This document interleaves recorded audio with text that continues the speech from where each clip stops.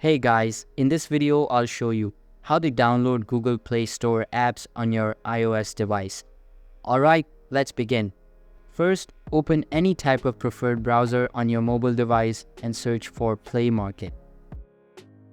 Once you do that, hit enter and a bunch of search results will be displayed. Simply open the official Google Play website from the results. Now, once you are on the Google Play website, tap on the share icon at the bottom of the screen. Inside this menu, look for the Add to Homepage feature and tap on it. You can change the name of the shortcut to your preference and then tap on the Add button.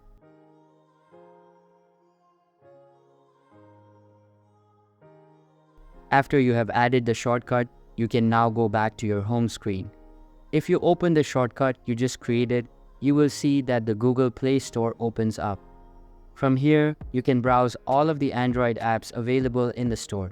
So that's basically how you can download Google Play Store apps on your iOS device.